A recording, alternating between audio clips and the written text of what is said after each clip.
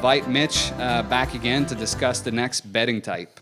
Right on. Thanks, Denis. So next we're going to get a little bit into DCC waterbeds.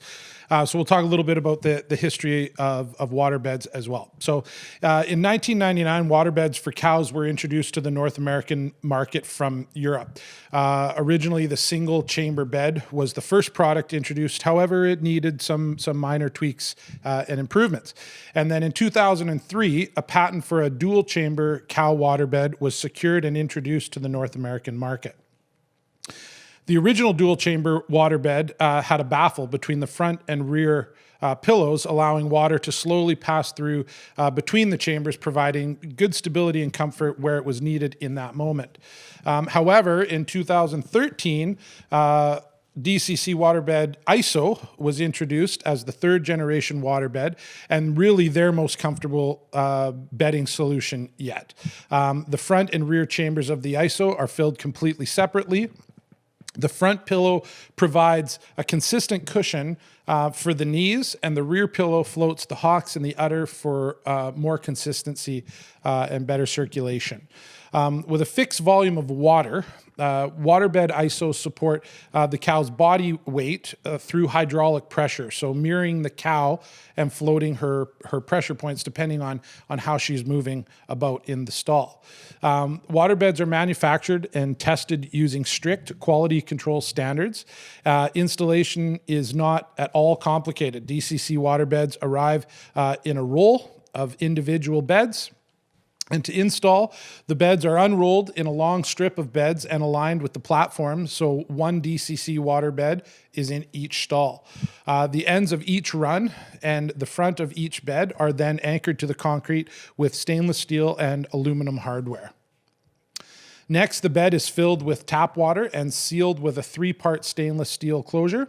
Finally, a brisket locator is installed along the front of the bed to help with alignment in the freestall.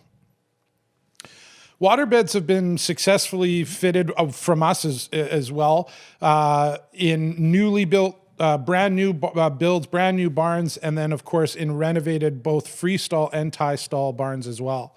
So proper fit though is extremely important. So working closely with the West Coast Robotics team is key to ensuring maximum comfort and proper performance of the product itself.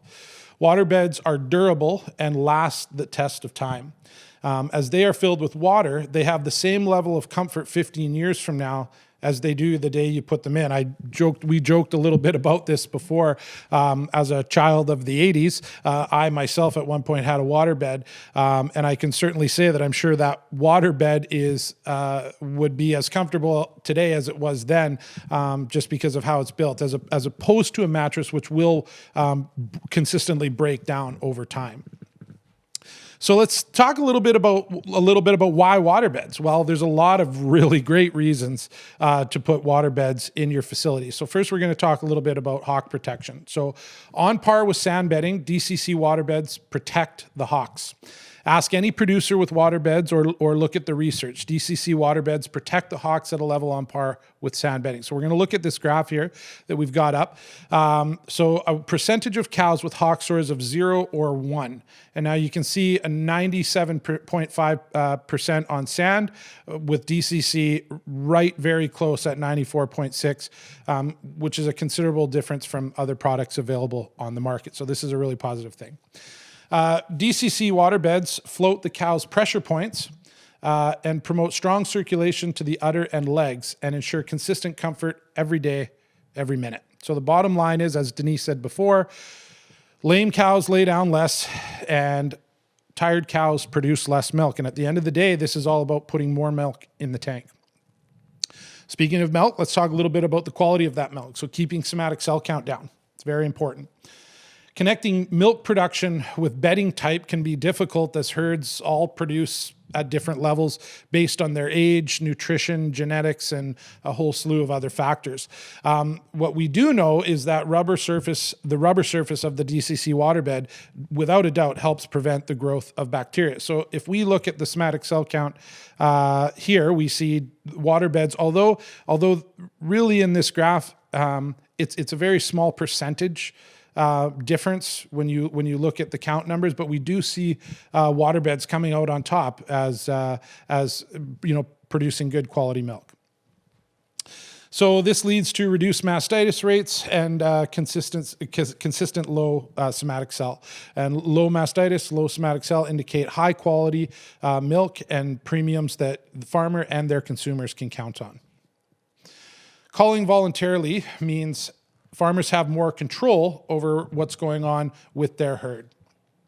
Waterbeds, combined with healthy cows, as evidence demonstrated by low cull rates, as well as more than 3+ lactation cows than rubber-filled mattresses and sand in this study. So low cull rates mean farmers have more control over their herd, and they get to decide when a cow is done providing milk. So the longer you can keep a mature cow healthy, the stronger your milk production will be, and the more efficient your farm will run.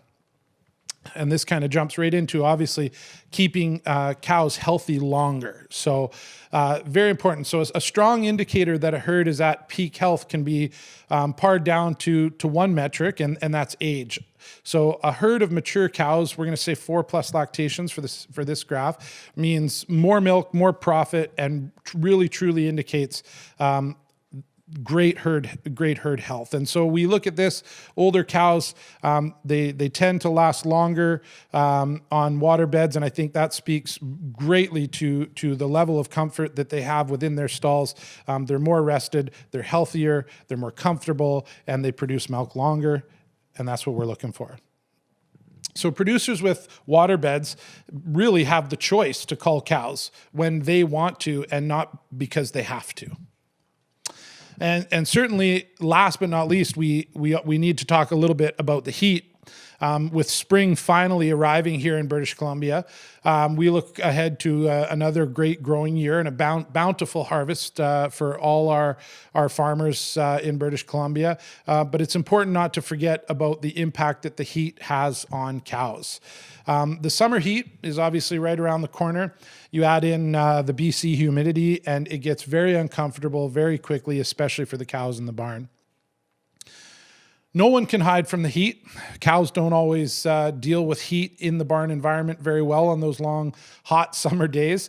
And this can have negative impact on putting milk in the tank. So farmers go to great lengths to protect the animals from the heat, everything from misters to cool down, fans to create air movement, allowing for fresher, cooler air. Water availability is obviously very important. All these things help to reduce heat stress. However, we don't always hear farmers talk about the impact that their bedding has on controlling the temperature of their cows. So studies show that DCC waterbeds can be up to 10 degrees cooler than most styles of bedding, particularly in hot weather. And because temperature transfers from hot to cold, if your bedding is hotter than your cow, well, that means she is heating up in the stall. Research shows that physiological changes in cows can include everything from increased respiratory rates, panting, sweating, reduced milk quality and yield, and changes in reproductive performance.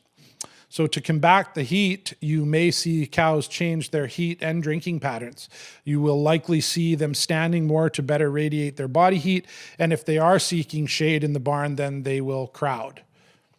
So during these summer months, there's absolutely no question that waterbeds will undoubtedly have a positive impact on your cows and their, as well as your heat management system. So we just want to say all the data points that I've shown here in regards to waterbeds have been collected from the Journal of Dairy Science. The noted authors were Dr. Temple Grandin, Dr. Wendy Fullwider, and Colorado State University. So waterbeds are an excellent fit for any barn. And whether you're retrofitting your existing facility or whether you're building something new, waterbeds are without a doubt a great option for any dairyman and certainly something that we at West Coast Robotics think very, very highly of. Cow comfort is an important part of maximizing cow health and in turn putting milk in the tank. I'd like to welcome back Denis to talk a little bit more about cow comfort and impact that waterbeds have on the cows. Denis. Thanks again, Mitch. I think I should get you to join the FMS team. Mitch did a great job and covered most of what would impact cow and when we're using waterbeds.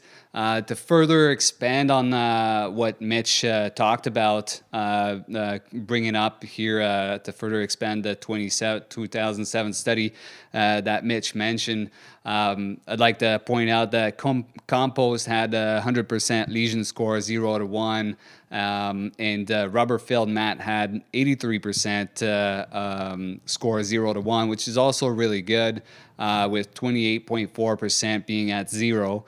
And waterbeds, for that matter, like Mitch mentioned, had 94.6% of 0 to 1 lesion score, with 64.8 being at 0, and Sen had 97.5% 0 to 1, with 75% of it at 0. So I think when we're looking at those studies, it's good to dig in a little bit further. And the other thing to point out, too, being a 2007 study, the latest development or update in the design of DCC waterbed was done in 2013. I personally don't know or have seen a relevant new research in terms of beddings and different types of stall surface. So it would be great to see some new studies being done in terms of different type of bedding and how it impacts the cow, because there's a lot of development that's been done in terms of innovations in the bedding type, not only the bedding type, but also in terms of manure management, and also the skills and expertise that surround everything that relates to bedding. So I want to show here is also waterbeds, which probably, again, most of you have seen before, and have been in farms that are using waterbeds. The design of waterbeds being more like a bubble rather than a square filled box with water on a flat surface, for that matter, makes it so that obviously milk and urine will quickly drain away from where the cow is lying, her udder and her teats, therefore lower chances of spreading any types of pathogens. So that's a big plus side for DCC waterbeds.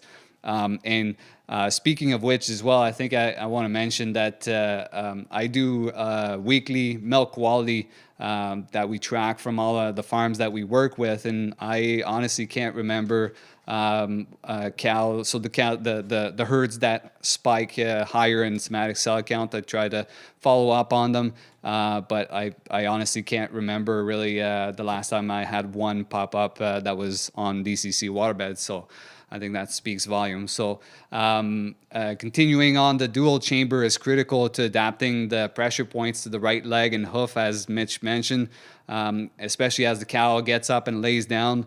As the cow gets to her knees, we make sure we keep the right amount of weight and force absorption through water displacement, but also the right amount of support to keep it comfortable as she's doing those tasks. And as the cow gets to her back hooves, we make sure again that the pressure points are transferred to there to keep traction. And the great thing with water, as Mitch mentioned, is the density doesn't change over time, so the comfort doesn't change either. And that really is a big positive for DCC waterbeds.